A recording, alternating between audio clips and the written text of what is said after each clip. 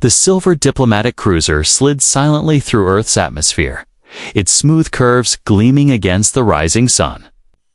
Inside, Ambassador Zarella stood before a mirror, adjusting the golden sash that fell over her perfect violet skin. Her features were flawless, designed in a lab for beauty, persuasion, and power. She wasn't just a diplomat. She was a weapon in disguise. She whispered her mission again, like a prayer: charm the human, gain his trust, break his resolve. Zarella had seduced emperors, disarmed angry warlords with a single smile, and made to entire species sign peace treaties with just one dinner. But this time, it was different. This time, her target was human. Earth's representative to the Galactic Council, Captain Darius Quinn. Zarella had seen his records. Former war hero, decorated strategist. Lost his family during the Martian uprisings. Cold, focused, loyal only to Earth, and, worst of all, unpredictable. She was told it would be easy. Appear before him in the right dress. Use her body language. Let her voice drip like honey. Get him to agree to withdraw Earth's council votes that threaten the current balance of power. One human vote could break centuries of control, and the council couldn't allow that. The doors to her chamber opened with a soft chime. Ambassador, the human is waiting for you. Her assistant said Zarella, nodded once. Her eyes glowed softly.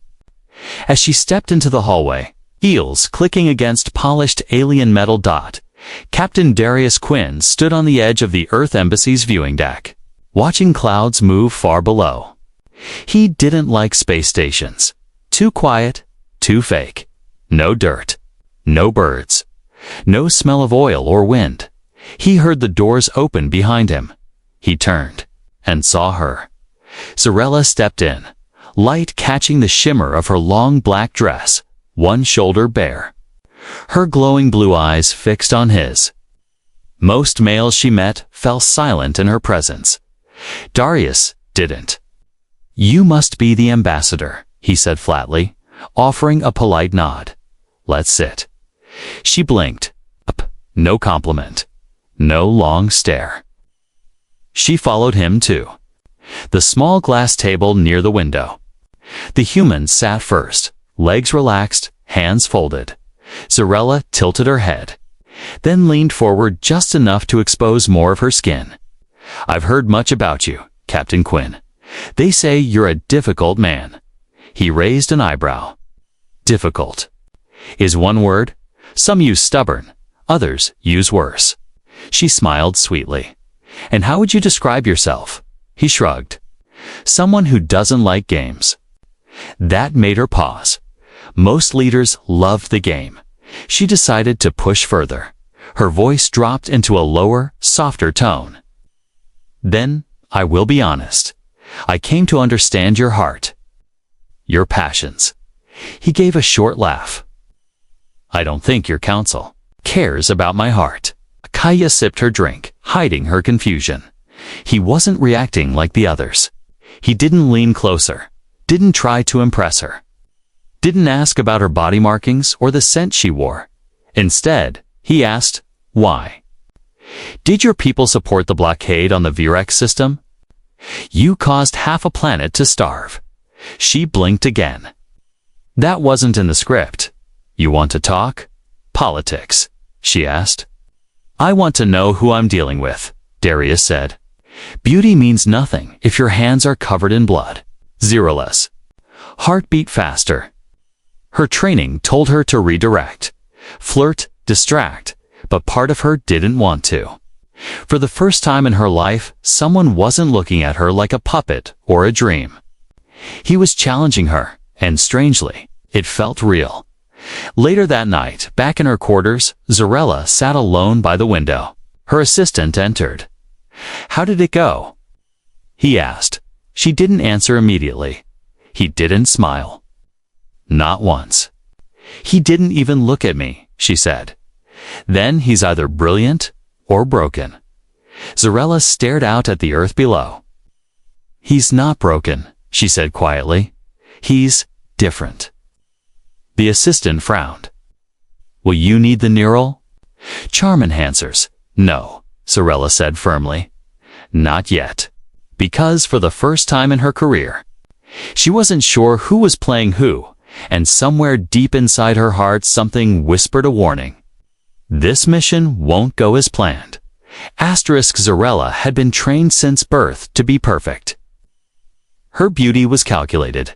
Her smile tested in simulations, her voice tuned to frequencies that melted even the coldest hearts. No one had ever rejected her. No one had ever walked away without being changed. But Captain Darius Quinn, he didn't even blink. It wasn't just strange. It was dangerous. The mission needed results. The council was watching. If Zarella couldn't change the human's mind, there were other options. Bloody ones. She stood before her mirror, pulling her silver hair back, her expression unreadable. Tonight would be different. She would not fail. This time, she would. Be softer, gentler. She would not push. She would make him curious. Curious enough to open up the earth. Representative quarters were quiet. Darius stood by the small digital fireplace, sipping a cup of strong Terran tea. He didn't like guests. And he especially didn't like beautiful diplomats who showed up with hidden agendas. The door chimed. He sighed. Enter. Zarella walked in slowly, wearing a long, soft robe, her features calm. No weapons of beauty today, no perfume, no glowing eyes, just her. Real, or so it appeared. I hope I'm not disturbing you, she said gently. You are, Darius replied honestly. But I'll survive.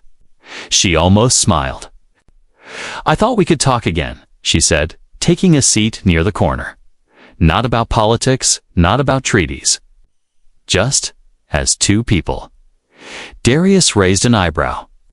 You think I'm just a man and you're just a woman? No, she said honestly. I think we're both tired of being used. That silenced him. He set his cup down and sat. Across from her, they talked. For hours, about nothing and everything. Zarella told him about her homeworld, the bright lakes that glowed at night, the strange birds that sang underwater. She described her childhood, or what passed for one in a breeding facility designed for political tools. She'd never had a family, never had a choice. Darius, surprisingly, listened. Really listened. He spoke little, but when he did, his voice carried weight. He told her about Earth's first contact war, about losing men under his command, about burying his wife after an alien virus reached the colonies. He didn't cry, but his eyes darkened. I stopped trusting pretty faces a long time ago, he said quietly. Zarella swallowed hard. Then why are you still talking to me? Darius leaned back. Because for some reason, you didn't lie tonight. She looked down at her hands, perfect hands, designed to sign peace deals or hold knives. I'm tired, Captain, she whispered. Tired of pretending. Darius looked at her carefully, then stopped pretending. Hours later, she returned.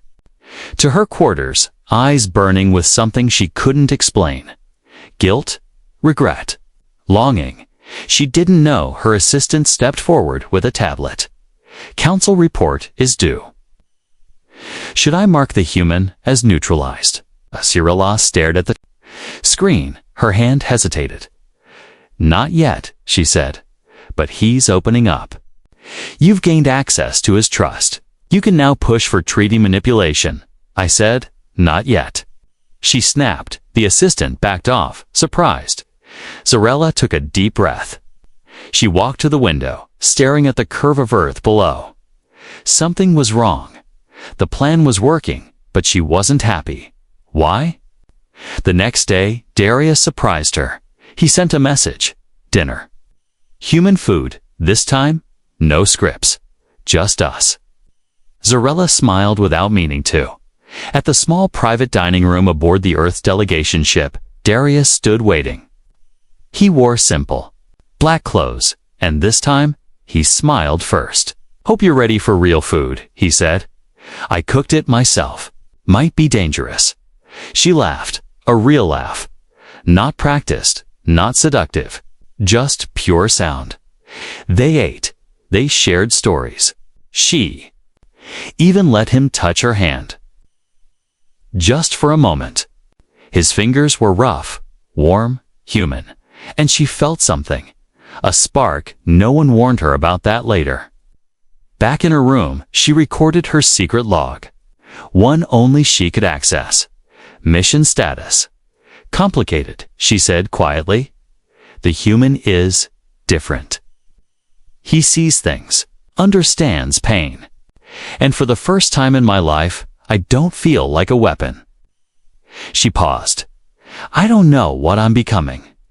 Meanwhile, in a dark chamber of the Galactic Council, her mission supervisor reviewed silent footage of her meeting with the human. Her laugh, her touch. Her smile. He narrowed his eyes. "She's compromised," he said coldly. "Do we extract her?" asked another voice. "No," said the supervisor. "Let her go deeper. Either she breaks the human, or we break them both."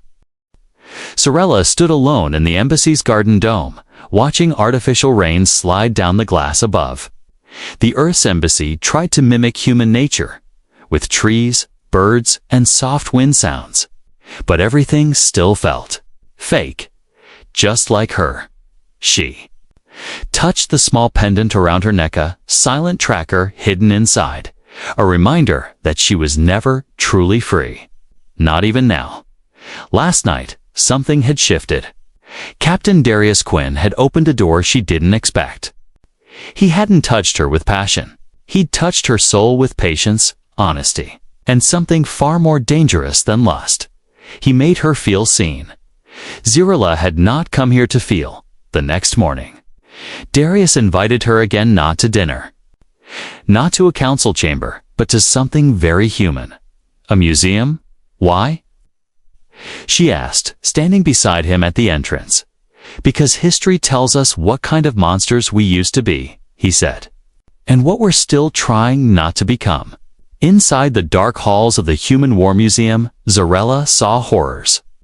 Photographs of burned cities, holograms of families running from explosions.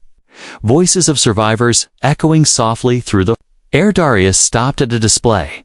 A little girl's torn shoe, protected under glass. "My daughter was 6 when the Varex plague came," he said quietly. "She had red shoes like those." Zarella didn't speak. He continued, voice shaking. "I couldn't save her. I was off-world. They didn't let me say goodbye." Zarella's heart clenched. Her own people had helped spread that plague to destabilize human colonies. It had worked. She had never cared. But now, she reached for his hand, slowly, carefully. He didn't pull away.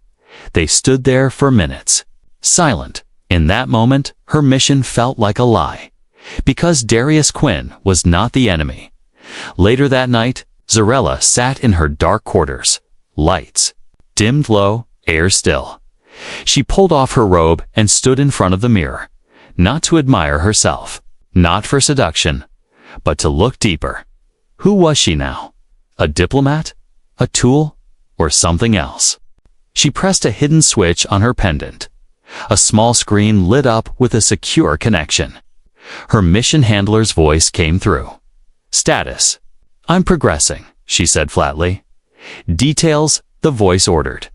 Sorella hesitated, then lied. "The human is beginning to respond. I will have him soon." "See that you do," the voice said coldly. "The council grows impatient." The line cut. She stared at the dark screen. For the first time in her life, she felt ashamed. The next day, Darius invited her to the edge of the station where gravity ended and only transparent glass separated them from the stars. He floated beside her, laughing as he clumsily drifted toward the ceiling. "I hate zero-G," he said, spinning slowly. "I was built for ground, not floating." Cirilla smiled, pulling him down gently. They stayed there, floating close, faces just inches apart. "You're strange, Darius Quinn," she whispered. He raised an eyebrow. "Because I cook my own meals?" "No. Because you don't want anything from me," she replied. "Not power, not pleasure, not position." Darius looked into her glowing eyes. "I just want the truth," he said. "You don't have to play a role with me." She opened her mouth, then closed it again, because the truth was too heavy, too real, and far too dangerous. That night, she dreamed in her dream. She wasn't a diplomat. She wasn't a tool.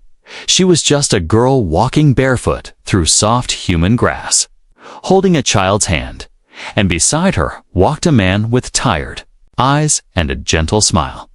She woke up breathless, shaken, scared, because dreams like that didn't belong to her at the same time. On the edge of the Androlac system, her people watched from a hidden ship cloaked in black light. "She's compromised," one general said, eyes cold. "You can see it in her body language." "Let it play out," the commander replied. "A diplomat who falls in love still completes her mission. She just doesn't know it yet." Back on the station, Zirilla joined Darius for a walk along the observation ring. "I have to leave soon," he said casually.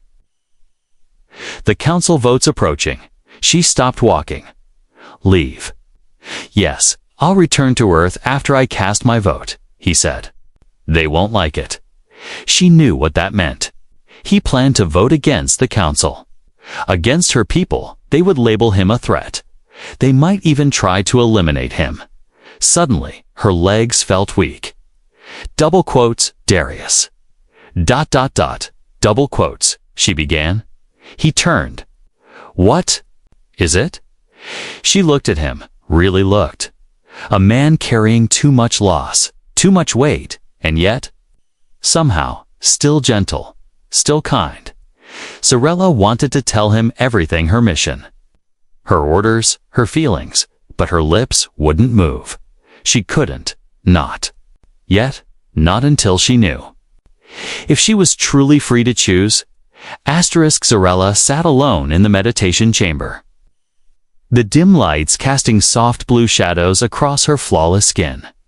The silence felt heavy. Inside her chest, something unfamiliar stirred. Doubt, confusion, fear. She was no longer in control.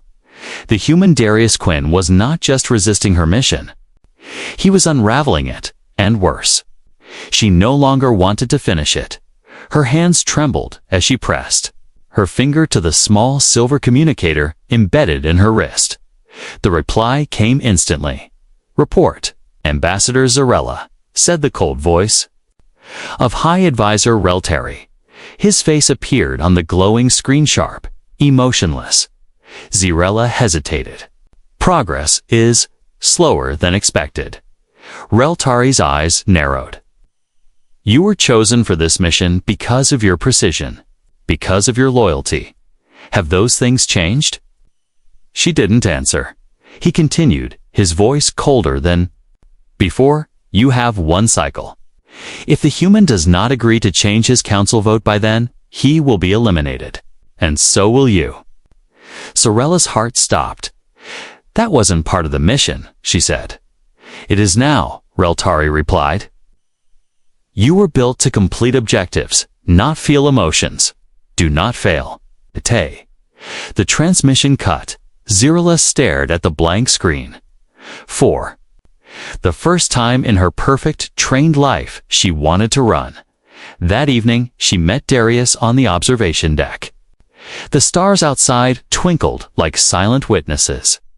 Watching them from afar, he noticed the tension in her face immediately. "You're quiet," he said, handing her a cup of warm human cocoa. She took it without looking at him. "You ever feel like you're standing on a line? And if you take one more step, you'll fall and never come back?" Darius nodded. Every day during the war, Zirilla turned to him. "And what did you do?" He sipped his drink. "I fell anyway, and sometimes I found something worth falling for." She stared at him, eyes shining, the warmth in his voice, the calm in his presence. It made her forget everything: her mission, her orders, even her own name. She wanted to fall, but there was no safety net. Later that night, she returned to her quarters and stared at herself in the mirror. She touched her face, her lips, her eyes. All of it had been designed to be beautiful, to control, to deceive. But now, all felt like a mask, and it was starting to crack. The next day, Darius called her to his private quarters. She entered, slowly, expecting another quiet moment, another peaceful talk. But something was wrong. His face was serious, his eyes searching.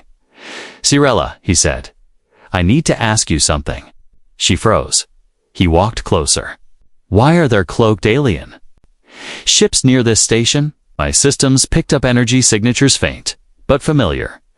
Cirella's heart pounded. "I don't know," she lied, too quickly. Darius stared at her for a long moment. "I want to believe you." She looked away. "I've trusted you," he continued. "It's told you things I haven't told anyone. And I felt like you weren't wearing a mask around me." Tears welled up in her eyes. "I wasn't," she whispered. "Then tell me what's going on." He said gently. "I can't," she replied, voice trembling. "If I tell you, you'll never look at me the same again." Darius reached out and took her hand. "I already see you, Cirella, not the diplomat. Cirella, not the alien. You." And that broke her. She dropped her head against his chest and cried. The tears ran down her face, raw, stoppable. She had never cried before in her life. That night, he didn't speak much. They simply sat together, side by side, on the floor of his quarters, her head on his shoulder. The lights dim. Cirella felt safe, and that scared her more than anything. But the peace didn't last. The next morning, her assistant arrived with a hidden message. "He has 1 day. Make him surrender. The vote, or you'll watch him die." Her fingers clenched the message until it disintegrated in her hand. She had one choice: left, run, or risk everything. She returned to Darius that night. He stood near the window, hands behind his back, unaware of what storm was coming. "Darius," she said softly. He turned. "What's wrong?" "I need to ask you something," she said, stepping closer. "Something impossible." He nodded slowly. "Ask." She looked into his eyes. The man who had made her feel alive. "Will you leave this station? Tonight?" "With me," he frowned. "Why, I can't explain now," she whispered. "But if you stay, you'll die."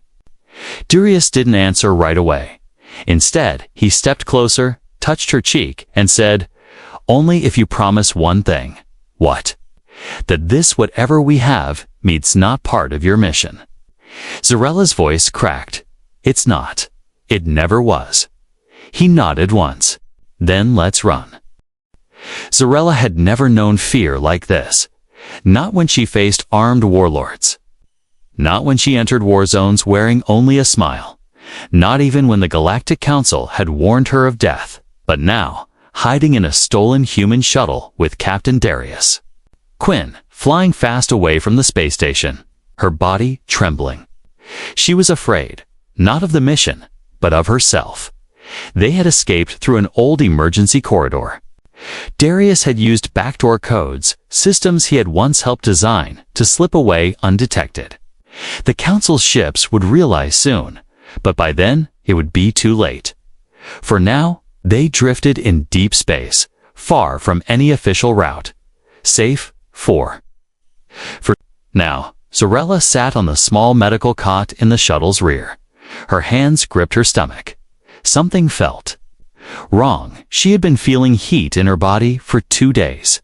Strange warmth, flashes of nausea, faint dizziness. She had hidden it, blamed stress, fear, adrenaline.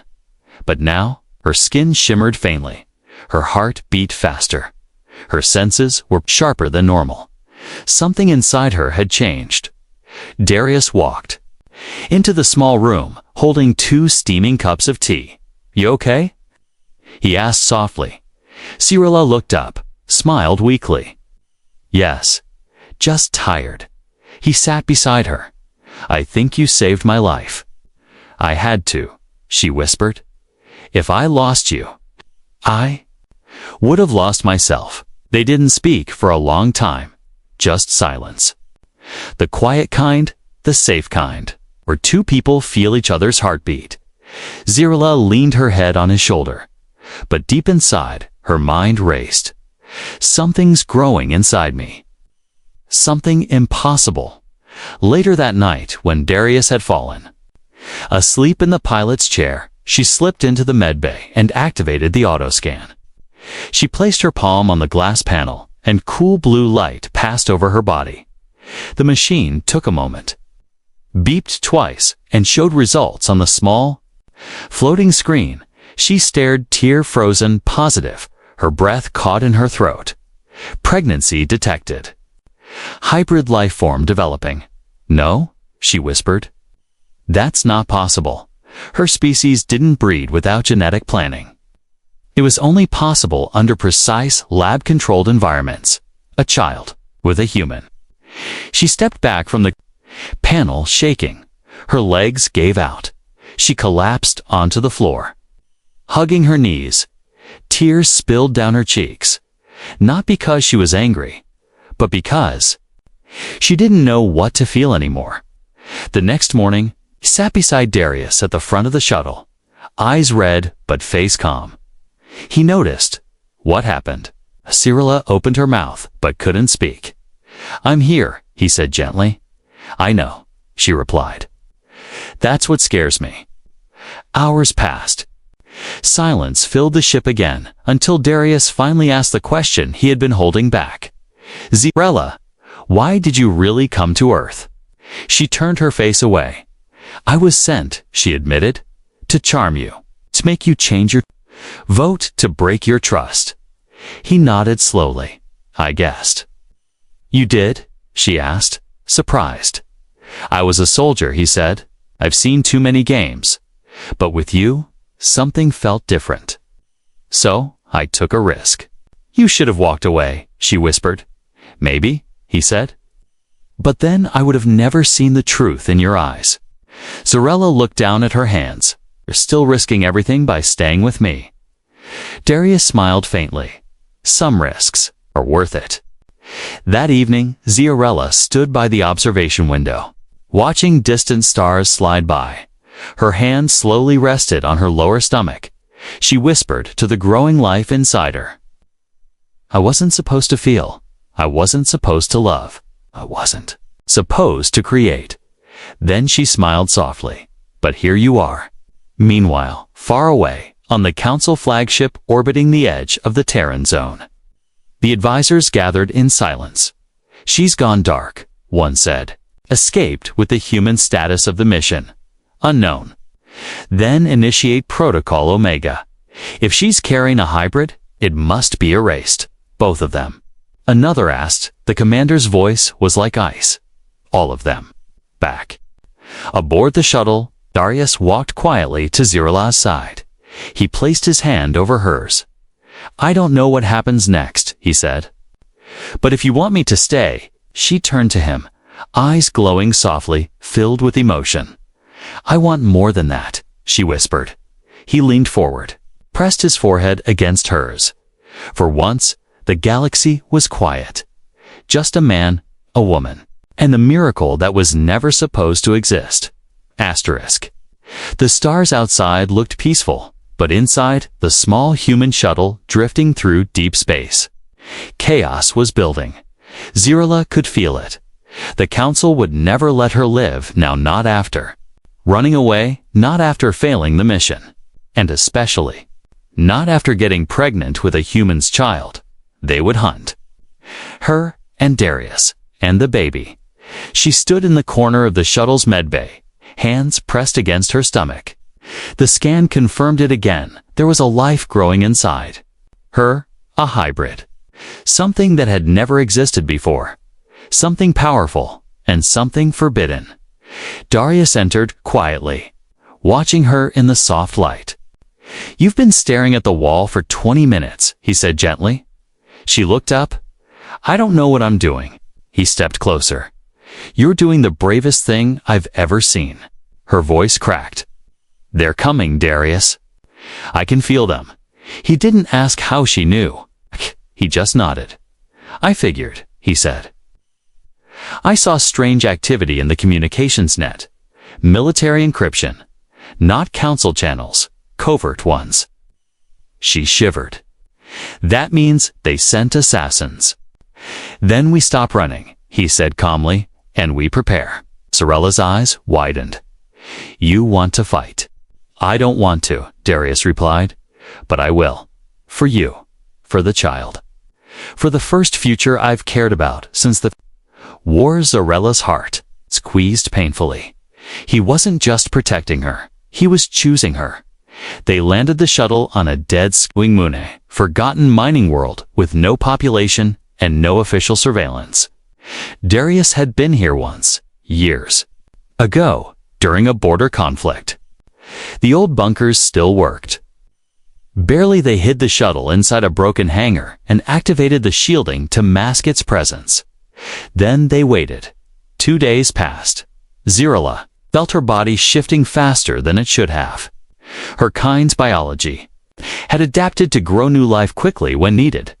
But combined with human DNA, the speed was unnatural. The child was growing, and her strength was weakening. She leaned against a rusted wall in the bunker. Breath heavy. Darius caught her before she fell. "Rest," he said. "I can't," she whispered. "If they come, we fight." "Together," he said, helping her sit. "You don't need to carry this alone anymore." Zorella looked up at him, eyes glassy. "No. One's ever said that to me before," she said softly. That night, Darius wired up traps around the bunker perimeter. Motion sensors, plasma mines, and makeshift turrets using leftover mining lasers. He worked quietly, with purpose. Zorella watched him from a distance, curled under a blanket, her hand resting protectively over her stomach. This man, this human, had once been her target. Now, he was her only hope, as the third night fell. The alarms screamed they had come. Darius jumped into action, grabbing his rifle, his knife, and a small communication jammer. "Stay inside," he said firmly. "Lock the door, don't come out until I say so." Zorella grabbed his arm. "Darius." He looked at her. "I'm not afraid for me," she said. "I'm afraid for you." He smiled gently. "You've already given me something to live for. I won't let them take it." Then he was gone. Outside, the black-armored assassins moved like shadows, silent, cold. Their weapons were thin, sharp, made for quick kills. But Darius was ready. He didn't wait for them. To find him, he attacked first. The mines lit up the ground, in bursts of fire. The air was filled with smoke, screams, and flashes of light. Darius moved between shadows, silent as death, striking fast and vanishing. He wasn't just fighting for survival. He was fighting for a future. Inside the bunker, Zorella cried out as pain gripped her side. The child was reacting to her fear. Her vision blurred. Her body trembled. Suddenly, the back wall cracked open. One assassin had found a way in. He stepped forward. Blade raised. Zorella's body was too weak to stand. She shielded her stomach with both arms. "Please. Don't," she whispered. The assassin didn't speak. He raised the blade and then banged. The sound echoed through the chamber. The assassin dropped. A clean shot through the head. Darius stood at the entrance, gun still smoking, chest rising and falling. "I said stay out," he muttered. He rushed to her side, kneeling beside her. She was sweating, eyes barely open. "You saved me," she whispered. "No," he said, lifting her gently into his arms. "You saved me, Now hold on. Hours later, the battle was over. 4 assassins lay dead. The others retreated. Zirilla slept, breathing softly. Her body recovering. Darius sat beside her, blood on his clothes, scratches on his face. But his eyes never left hers. He'd chosen his side. He wasn't going back far across the stars. The council received the report. The assassins failed. The High Advisor's voice shook with rage. Then release the message. Let the galaxy see what she's done. Up, sir. No more secrets, the advisor snapped. Let the humans know their captain has bred with one of us. Back on the moon, the stars above shifted, and Zirilla opened her eyes. I had a dream, she said softly. What did you see? Darius asked. She smiled faintly. I saw our child. With your eyes. Zirilla stood barefoot on the rocky surface of the moon, wrapped in a thick human coat. Her skin shimmered under the faint blue light of distant stars. Her hand rested on her belly, now softly rounded with life. She had once walked through palaces. She had once sat across from kings. She had once been called a weapon in heels. But now she was simply a woman about to become a mother. And beside her stood the human who had once been her target. Captain. Darius Quinn placed a small transmitter into the ground and activated the last satellite relay. The old mining moon had one secret left-hand ancient emergency beacon deep underground. He had modified it. Turned it into something new. A message to everyone, he said, wiping dust off his hands. It's time they knew the truth. Zirilla stepped beside him. You're not afraid. I was, he replied, but not anymore. She looked into his eyes. Even if this paints us as traitors. He smiled faintly. Let them paint. Whatever they want, we live the truth. The transmission went out. Across the galaxy, across worlds that didn't know what to believe anymore. A holographic projection of Zirilla and Darius lit up space stations, homeworlds, and council halls. The message was short but powerful. Zirilla stepped forward in the video, speaking directly to the galaxy. I was sent to deceive the human race, to seduce a leader, to destroy his will without bloodshed. But instead, I found something unexpected. I found love, and I found life. She stepped aside. Darius continued. We were raised to believe we are enemies, that our species cannot coexist, that our differences must lead to war. But those are lies told by powerful people to keep control. Look at us, and look at what we've created. Then Zirilla placed her hand over her stomach. We carry the future, and we will protect it. The galaxy broke into chaos. Some called them liars, others called them heroes. Some demanded war, others whispered of peace, but no one ignored it. Inside a hidden chamber of the Galactic Council, leaders screamed at each other. Kill them now. They are contaminating bloodlines. But a few sat in silence, watching, wondering if this child could be more than just a scandal. Could it be the key? Back on the moon, Zirilla lay in the dim light of the bunker, breathing hard. Pain flashed through her body. Darius held her hand tightly, his jaw clenched. You're doing great, he whispered.